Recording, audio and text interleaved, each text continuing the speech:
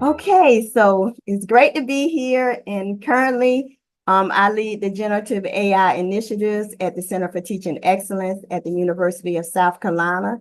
So today I get a chance to test out some new content that I'm working on.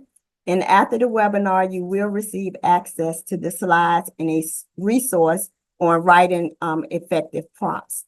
So let's jump right into today's webinar, Generative AI meets Universal Design.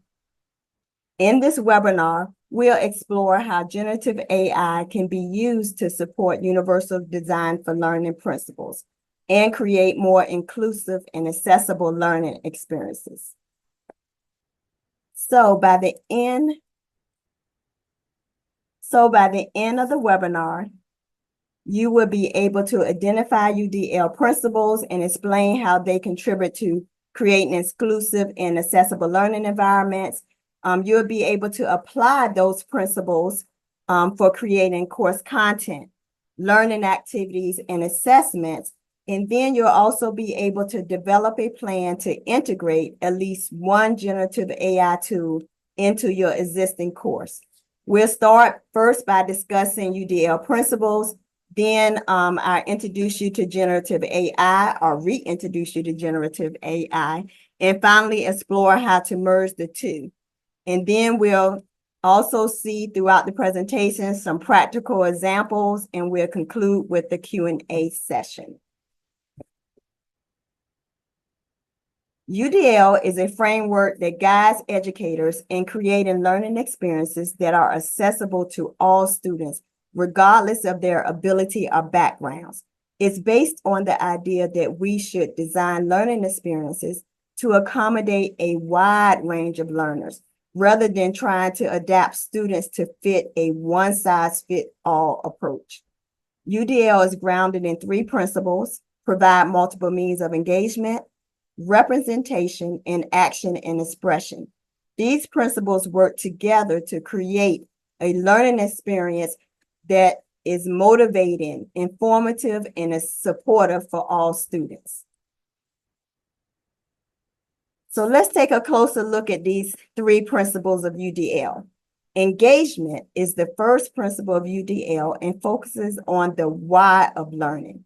It's about motivating students to learn and creating a learning environment that is interesting, relevant, and meaningful.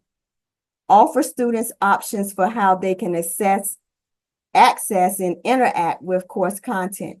Connect the course material to students' personal interests and experiences, and foster a sense of belonging and support among your students.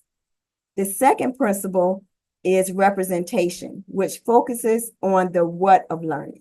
It's about presenting course content in multiple ways to accommodate different learning styles and preferences. Offer text, audio, visual, and interactive representations of your course content. Use language that is appropriate for all students, and help students connect new information to their prior knowledge. The third principle of UDL is action and expression. This is the how of learning. It's about providing students a variety of ways to demonstrate their understanding and express their ideas. Allow students to choose how they demonstrate their understanding. Encourage students to express themselves in unique and creative ways, and provide accommodations or modifications as needed.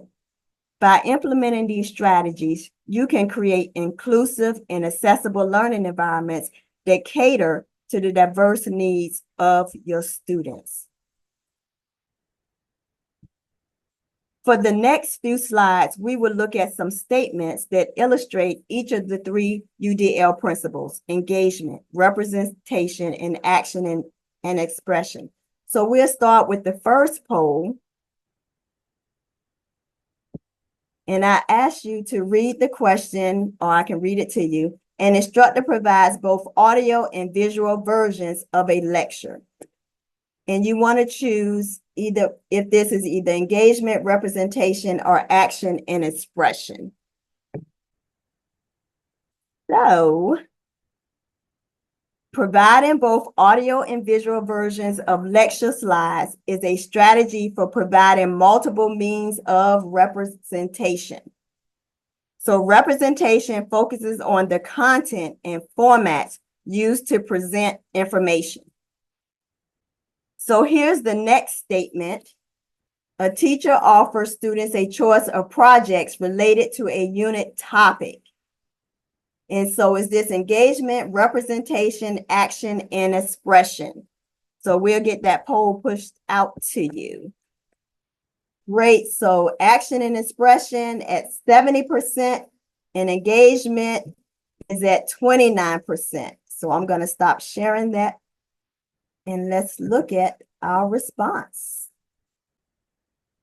So as you can see, engagement is selected, and offering students choices is a strategy for fostering engagement. Engagement focuses on the motivation and interest students have in learning. And our last poll for these questions. So for our poll number 3, again, you want to select the best UDL principle, and students create a multimedia presentation to demonstrate their understanding of a concept. Okay. Action and expression is at 92%, doing good on that one. Thank you so much for participating in these polls. Okay, so here are the results. Action and expression, C, is the majority choice for our audience. So let's see. Action and engagement. So allowing students to create a multimedia presentation instead of maybe writing a paper is a way to allow them multiple means of action and expression. So this focuses on the ways students demonstrate their understanding and apply their knowledge. And again, thank you so much for participating in those polls, and we will move right on to what is generative artificial intelligence. You probably heard generative artificial intelligence referred to by generative AI, Gen AI, or simply AI. So generative AI is a type of artificial intelligence that can generate new content, such as text, images, videos, audios, and code based on patterns it has learned from existing data. It generates human-like outputs. ChatGPT, Claude, and Gemini, formerly Bard, are popular generative AI models, also referred to as large language models.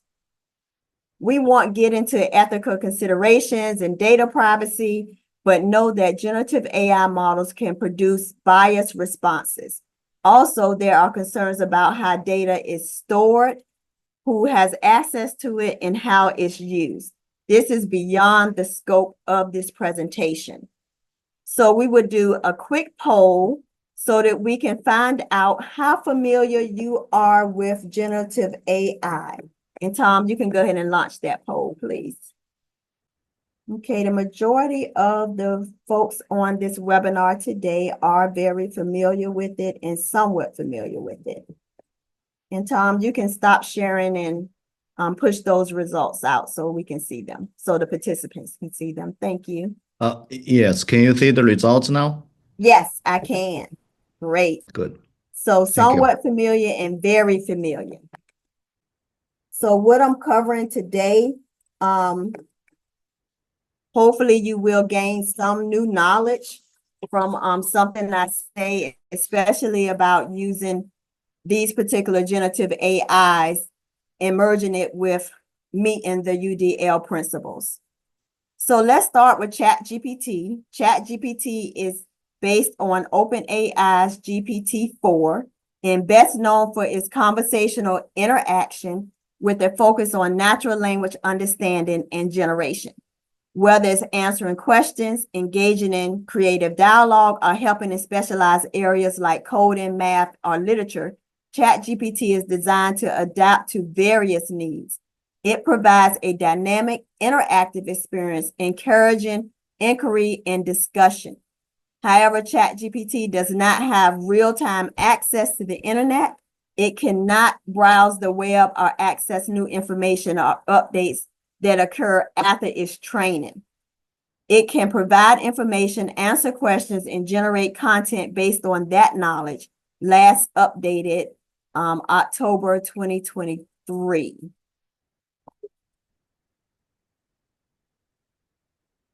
Claude is trained to be a helpful, honest, and harmless AI assistant with a conversational tone. Like ChatGPT, Claude does not have real-time access to the internet. However, Claude can help structure research approaches, formulate questions, and synthesize information from various sources. It is designed to encourage critical thinking rather than just providing answers, which aligns with the effective teaching practices. Claude can break down complex topics, analyze arguments, and explain step-by-step problem-solving processes, especially like math and science. Next, Gemini. Formerly Bard, was developed by Google AI. It generates responses in natural language for conversational interactions, just like ChatGPT. It focuses on factual accuracy and providing access to real-time data while giving users different options with responses. As a Google AI product, Gemini can leverage the vast resources of the Google search engine to provide accurate and up-to-date information. This includes accessing real-time data such as news articles, scientific papers, and other relevant resources. You can also access Gemini's capabilities directly within your Google Workspace applications like Gmail, Docs, Sheets, and Slides. Gemini is connected to the internet and can process real-time information. This gives it a unique advantage over ChatGPT and Claude in terms of providing up-to-date and relevant responses. So all three of these large language models can be valuable tools to enhance teaching and learning, but they should not replace traditional pedagogical methods or faculty expertise. So let's move into writing effective prompts. So prompt writing is the key to getting that quality response from generative AI. A poorly written prompt can lead to irrelevant or vague answers, whereas a well-structured prompt gets the AI to generate detailed and useful responses. So let's walk through some best practices for writing effective prompts. You'll receive a document with this list of writing effective prompts as well. So the goal of writing prompts is to guide the generative AI to provide responses that are accurate, relevant, and aligned with teaching and learning or other academic needs. A general prompt like explain climate change might return a broad and unfocused answer. But when you direct the generative AI to focus on a specific aspect like biodiversity in a specific region, this helps ensure the AI provides information that is relevant to your course content. Next, clarity, be clear. It's important that you be clear to the generative AI and let it know exactly what you are asking it and what type of prompt you would like to get as well, or response you would like to get. So in this example, by adding a timeline such as over the next decade, and also adding melting ice and specifying a specific group, this lets the generative AI narrow down what you are asking it. And this is very helpful for assignments on projections or predictions in environmental science.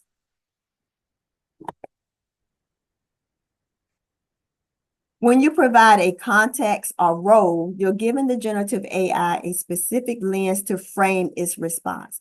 By saying you are a biology instructor, you're guiding the generative AI to respond from the perspective of a particular instructor, and the language will likely be more suitable for an academic setting. This is especially useful when you are preparing lecture content or assignments that need to be accessible for a certain audience, like undergraduate students who are new to a particular topic. Setting constraints is useful when you need a concise, well-structured answer. For example, when you ask the generative AI to summarize within a word count, you're making sure that the response is brief and to the point, which can be particularly helpful for writing quiz questions, short discussion prompts, or summaries. Limiting that word count forces the generative AI to focus on the most critical information, which is a good way to generate concise content for your students. After receiving a broad response, you can follow up with more detailed prompts to refine your answer. This follow-up digs deeper into a specific aspect, helping you get more exact information. And this is particularly helpful for assignments or research where you need detailed examples or case studies, for example. So now you're going to get a turn to engage with prompt writing. And so I am going to drop a URL into the chat area. And so what I want you to do is I want you to reflect on the best practices that I'm giving you for writing prompts for generative AI models. Of course, there are a lot of practices out there, a lot of prompt writing. And I want you to think about the three large languages we have talked about: Claude, ChatGPT, and Gemini. And then think about a prompt that will aid your own teaching, a prompt for students to use for assignments, assessments, projects, or activities, or one that helps enhance overall learning. And so this is just a basic prompt. And I put that URL into the chat area. It is a shared Google sheet, which I will keep available after this particular webinar. But just think about and reflect on your particular course, your particular discipline, maybe your specific field of study, and think about a prompt that you can give one of these large language models that would either create an assessment, maybe a project, or an activity for a student, or something that would aid in maybe enhancing some overall learning outcomes, or even some course content. And so I give you about 5 minutes to put a prompt into the Google form. Your name and institution are optional.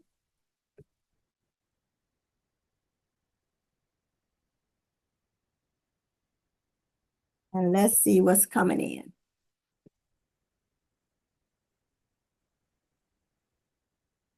And if we have some time at the end, we can go through and take a look at some of these prompts. And so as you write these prompts, remember to think about being specific, clear, give it a role. We don't have to give these large language models a role. Normally it's good to give them a role so that it'll target your particular prompt, your particular generated content that you want.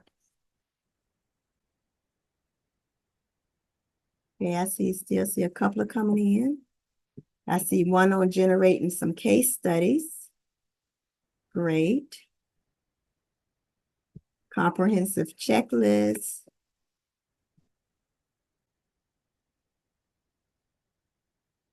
So if you're not currently teaching a course, or if you are an instructional designer, for example, feel free to put in an instructional design related prompt, or maybe a prompt you can think of from when you help a particular faculty member. Now, one good thing that I like using ChatGPT for example, is to rewrite course learning outcomes so that they are measurable and obtainable and written from the student's perspective. So a lot of times I may have the instructor go to ChatGPT and put in their outcomes to see what options they can have. Okay, I give you about another half a minute on that.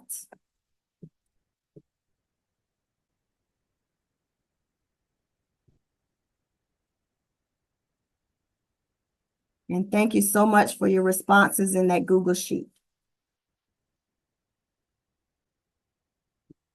Okay, so now let's take a look at some prompts that will allow you to merge generative AI and UDL. And I did use ChatGPT, and I asked it to produce me some prompts related to UDL and each one of the three principles. So these are prompts that ChatGPT did give me. So here's an example of a prompt for engagement.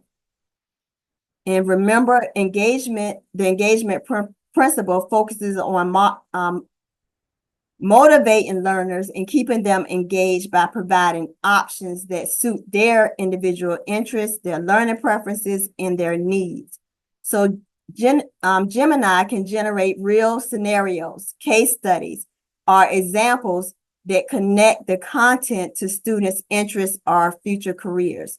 So for example, in a business class, the instructor can ask Gemini to generate those real case studies for students interested in different industries like maybe healthcare, technology, or finance, ensuring that the content feels relevant and engaging to the student. This next example is from a biology teacher. And again, remember or recall that the representation principle focuses on offering multiple ways for students to perceive and comprehend information, catering to different learning styles, abilities, and backgrounds. So generative AI can generate simplified or more detailed versions of complex concepts to cater to students at different levels of understanding. This allows students who struggle with dense material to access more appropriate explanations.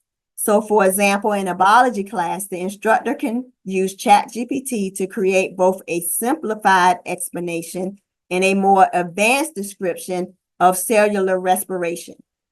This ensures that both beginners and advanced students can access material that matches their understanding level.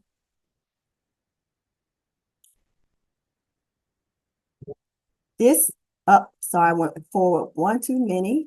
I hope I was right on the right one the last time. So action and expression. This is a prompt for Claude. And action and expression emphasizes flexibility in how students complete assignments, complete their ideas, show what they have learned, catering to individual strengths, preferences, and needs. So generative AI can assist students in generating creative alternatives to traditional assignments. So instead of a standard research paper, instructors might have students create an AI-generated dialogue or a script, or even an AI-assisted debate that demonstrates their understanding of course material. So in a history course, students could use Claude to generate a historical debate between two figures from the Renaissance, showing their understanding of different perspectives from that area. So you can have the students work in a generative AI to create this debate, or you can create the debates for the students using the generative AI. And now, so what are your next steps? How can you get started with using generative AI to integrate or implement some UDL principles? So the first thing I recommend is to begin by accessing the tools that we're covered, like ChatGPT, Claude, or Gemini. So each of these tools has unique strengths that align with different course needs. So depending upon your course need is going to determine which particular generative AI you use. In this case, I've talked about the large language models. So for example, Claude works well for creating structural discussions, debates, and diverse assessment formats, which support the action and expression principle. So think about the UDL principle you're looking to enhance. and select the tool that aligns best with that course, with your course goals or your course outcomes. Next, you want to pinpoint which part of the course, outside of even thinking about UDL, can be enhanced by generative AI. For example, for content, if you have students who struggle with understanding complex topics, AI can generate summaries, alternative explanations, or even multimedia descriptions to offer multiple means of representation. And then once you get that generated content, you want to always verify the factual accuracy of that AI generated content. Ensure that the content is aligned with your specific learning outcomes for your course. Ensure that content generated also aligns with the specific learning objectives of that particular lesson or unit. You want to review content for any biases and exclusionary language. Make sure the content meets accessibility standards. And review the AI content for clarity and readability. Assess whether the content is engaging for the student, and then consider those ethical issues related to the actual content. And then lastly, you want to collect regular feedback from your students to see how the generative AI integration is affecting their particular learning. So here are some references, and these will be in the PowerPoint slides that you'll receive. And here is my contact information. Feel free to reach out to me if you'd like to collaborate on any projects, collaborate on any presentations, or just have maybe some general questions as well. And so now we are down to comments, questions, and thank you so much for attending this webinar.